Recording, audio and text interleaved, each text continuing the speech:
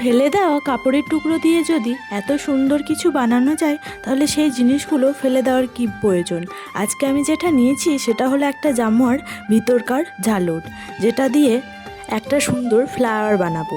চলো তাহলে ভিডিওটা পুরোটা দেখতে ভুলো না কিন্তু। প্রথমে আমি ফেলে দেওয়া কাপড়ের টুকরোটাকে একটা প্লেটের সাহায্যে গোল গোল করে 15টা মতো বানিয়ে নিয়েছিলাম। তোমরা তোমাদের প্রয়োজন মতো করে নিও। তারপর আমি একটা ছুঁচ এবং সুতোর সাহায্যে আমি যেভাবে বানাচ্ছি সেভাবে বানিয়ে নেবে। দেখবে একটা ফ্লাওয়ারের ডিজাইন আসবে একটু একটু করে। আমি এখানে 3টে ফ্লাওয়ার বানাবো, একটা একটু বড় আর বাকি দুটো ছোট।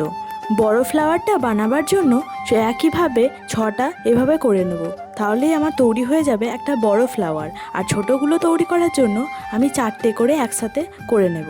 পড়ে থাকা জিনিসগুলো আমরা যদি ফেলে না দিয়ে একটু চেষ্টা করি, তাহলে দেখো কত সুন্দর সুন্দর জিনিস তৈরি হয়।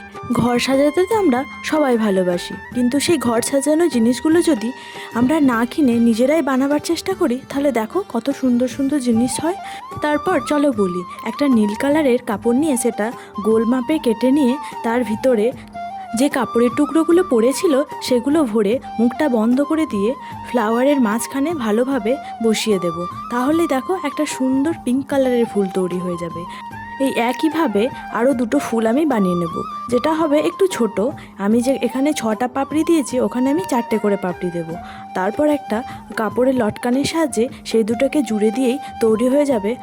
আমি এটা দরজায় পর্দায় বাঁধার জন্য তৈরি করেছি। পর্দাটা ফ্লিপকার্ট থেকে নেওয়ার জন্য আমাকে বাঁধার জন্য তেমন কিছু দেয়নি, তাই ভাবলাম সিম্পল কিছু বেঁধে দেওয়ার থেকে নিজেই কিছু বানাবার চেষ্টা করি। তাহলে আমার ভিডিওটা কেমন লাগলো জানাতে ভুলো না কিন্তু। চলো আজকের মতো